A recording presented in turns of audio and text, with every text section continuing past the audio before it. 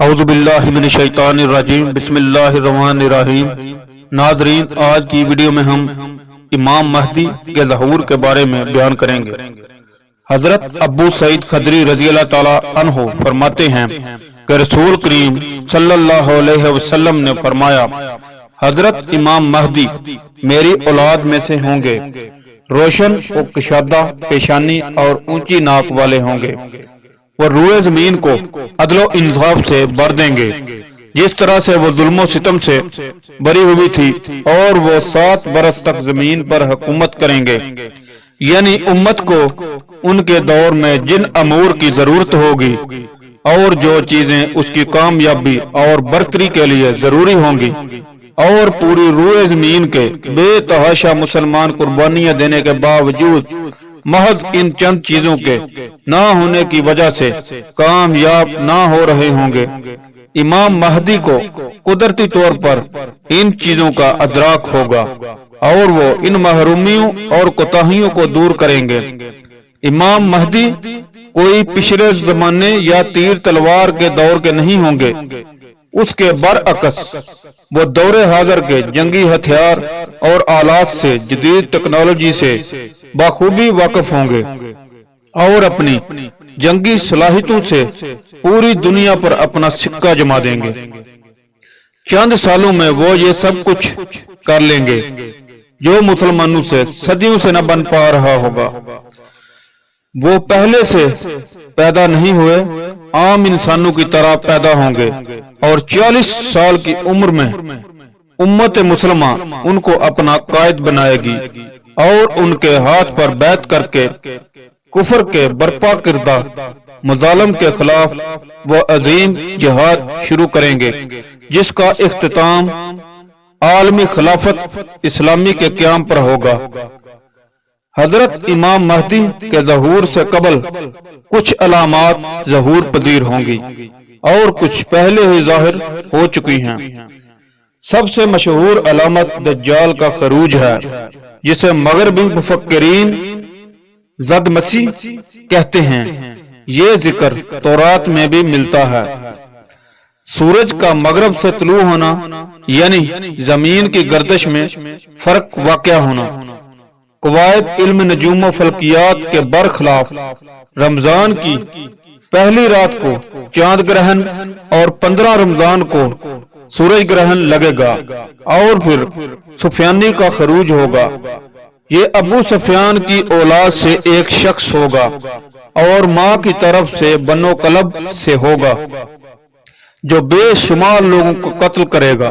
اس کا پورا لشکر بیضا کے مقام پر زمین میں دنس جائے گا۔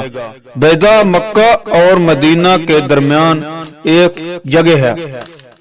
مشرق کی طرف سے ایک عظیم آگ کا 3 یا 7 روز تک جاری رہنا، یہ نشانی صحابہ کے زمانے میں پوری ہو چکی ہے۔ بغداد اور بصرہ کا تباہ ہونا اور عراق پر روپے اور گلے کی پابندی بھی ان نشانیوں میں شامل ہیں، اور نہایت ہی نامساعد اور جنگی حالات میں ان کا ظہور ہوگا۔ حضرت امام مہدی کا ظہور مکہ مکرمہ سے ہوگا، اور لوگ رکن و مقام ابراہیم کے درمیان ان سے بیعت کریں گے، اور پھر حضرت عیسیٰ علیہ السلام کا ظہور ہوگا، اور وہ حضرت امام مہدی کے پیچھے نماز پڑھیں گے، اور پھر دجال کا قتل ہوگا اور بیت المقدس فتح ہوگا۔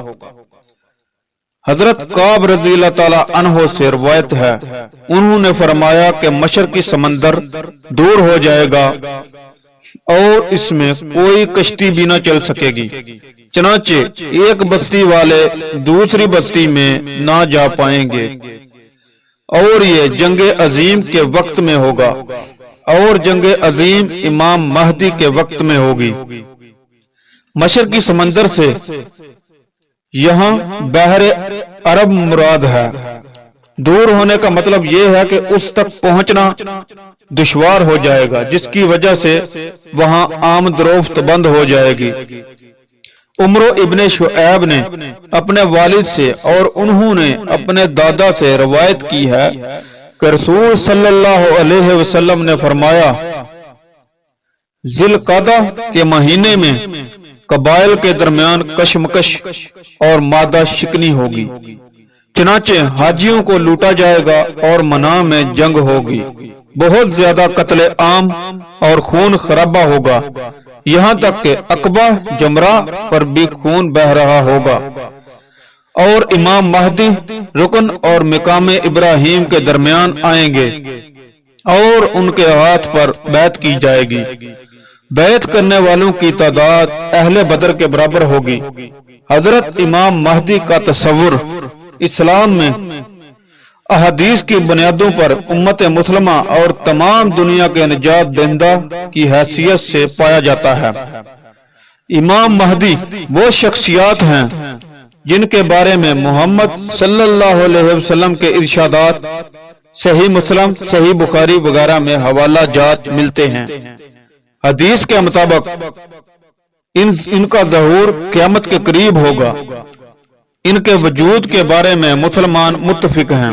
مسلمانوں کے نزدیک حضرت امام مہدی اور حضرت عیسیٰ علیہ السلام قیامت کے نزدیک اسلامی حکومت قائم کر کے دنیا کو عدل و انصاف سے بھر دیں گے۔